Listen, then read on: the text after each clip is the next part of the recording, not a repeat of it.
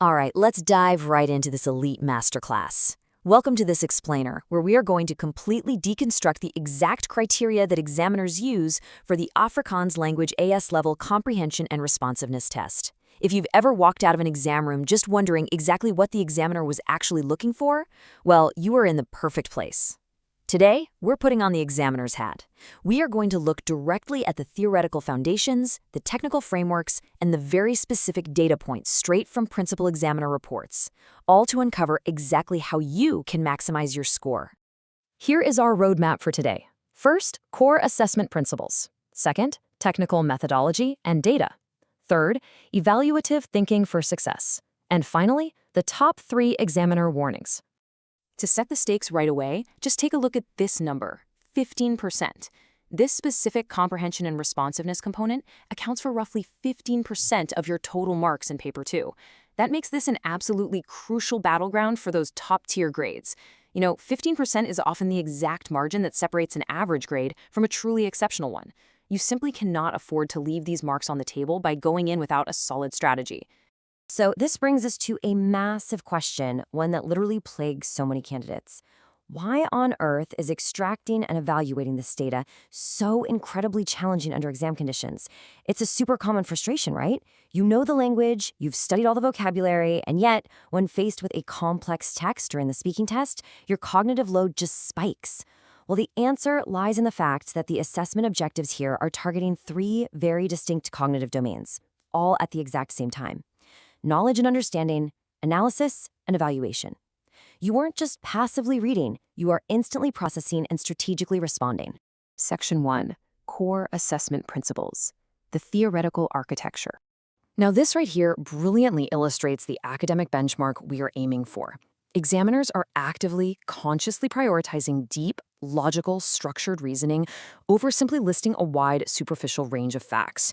When you're in the hot seat responding, it is so incredibly tempting to just throw every single piece of information you can think of at the examiner, just hoping something sticks, right? But that is superficial breadth, and honestly, it won't get you top marks. The mark scheme rigidly favors analytical depth. They want to see you take 1, maybe 2 key pieces of information from the text and dive deep into their actual implications. It's basically the difference between just raking the surface of a garden and digging deep enough to actually plant a tree. So, the crucial point to take away is that candidates who leverage these specific elements absolutely crush it and achieve significantly higher marks. To actually demonstrate that analytical depth we just talked about, you need to establish precise definitions early on. Then, identify causal relationships, meaning don't just say what happened in the text, explain exactly why it happened. But here is the real insider secret weapon: forming cross-topic connections. The principal examiner reports explicitly highlight that candidates who can seamlessly integrate their answers with other syllabus areas, showing a really holistic understanding of the Afrikaans language and its contextual themes, those are the students who unlock the absolute highest marking bands. Essentially, examiners want to see that your brain works like a highly connected spiderweb, not just a static filing cabinet. Section 2, Technical Methodology and Data. The Procedural Framework. Here is a non-negotiable 6-step checklist that you literally must follow every single time you tackle one of these examination questions. First step, deconstruct the question. What is the actual command word? Are you being asked to explain, analyze, or evaluate? Big difference there. Second, extract relevant data and only the relevant data from the texts or tables. Third, select your analytical framework. Fourth, execute with clear notation, which just means organizing your thoughts logically. Fifth, verify your results. Ask yourself, does my answer actually address the initial question? And finally, present everything with the correct terminology. Skipping even one of these steps is exactly how easy marks just slip right through your fingers. Now keep in mind, presenting your findings isn't just about magically getting the right answer. It must rigidly follow these formatting and presentation conventions. Proper headings, correct terminology, appropriate formats, and clear annotation. These are not optional extras. They are the actual vehicle through which you demonstrate your competence to the examiner. If an examiner has to struggle to understand the structure of your response, they simply cannot award you the marks for logical reasoning. It's that simple.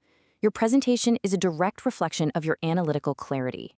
Section 3, Evaluative Thinking for Success. The Top Scoring Candidate Profile. To really secure those top-tier marks, you've got to actively demonstrate evaluative thinking by consistently doing these 3 things throughout your entire response. You can't just passively accept the text at face value, right? You need to question the underlying assumptions of the author or the data provided. You must explicitly show the examiner that you are capable of considering different and perhaps even opposing perspectives. And most importantly, every single claim you make must be justified with solid, extractable evidence directly from the source material. This is what evaluation truly means in the strict context of this mark scheme. If you ever hit a roadblock during your response, and let's be real, under pressure it happens, rely on this deconstruct, solve, evaluate workflow to turn a messy, complicated problem into a highly structured, logical solution. Identify what you know for sure from the text. Break your argument down into logical, sequential steps. Build your case systematically. Then take a quick mental step back and check for reasonableness. Does your conclusion actually make sense in the real world? Finally, make justified recommendations or conclusions based entirely on that process. This structured workflow, that is your absolute safety harness when the pressure is on. Section 4, Top 3 Examiner Warnings. Avoiding the Common Traps. The very first trap is a lack of precision.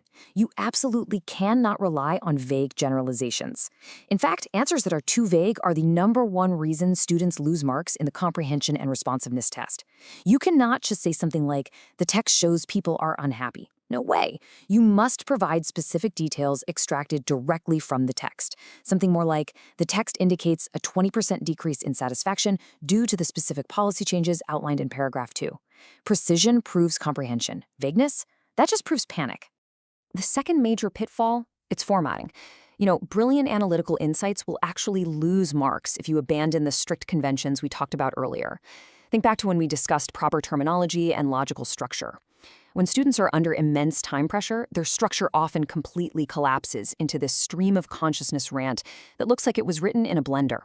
Examiners literally cannot award marks for a brilliant point if it is buried in a chaotic, unformatted delivery. You have to maintain your structure from the very first minute right down to the last. And this third warning is absolutely crucial. Never apply generic knowledge blindly. Your answers must be intrinsically tied to the exact context of the stimulus material. For example, you might have memorized a totally fantastic essay about environmental issues in Afrikaans. But if the specific text you were given is about urban noise pollution in Cape Town, well, your broad, generic knowledge about global warming is going to score 0 marks if it isn't linked directly back to the specific context of the prompt. Always, always tie your answers back to the source text. Before we wrap up, I really want to leave you with this ultimate safety net. Always, always show your work and articulate your reasoning process. The mark scheme includes what we call the method mark strategy, and what this means is that examiners will still award marks for a logical, structured, analytical process even if your final conclusion or answer completely misses the mark. If you break the problem into logical steps, identify the right given information, and just try to solve it systematically, you will bank points. I cannot encourage you enough here. Never give up on a hard question. Your thought process alone is incredibly valuable to an examiner, so always show your analytical method. We've officially decoded the theory, the framework, and the examiner traps. It's no longer a mystery. From here on out, it's purely a matter of execution. So, the next time you sit down in that exam room, I want you to ask yourself, are you just reacting to the text, or are you strategically dismantling it exactly like a Cambridge examiner would? Thank you so much for joining me for this explainer, and I really look forward to seeing you master these concepts in your own studies. Keep strategizing, and I'll catch you next time.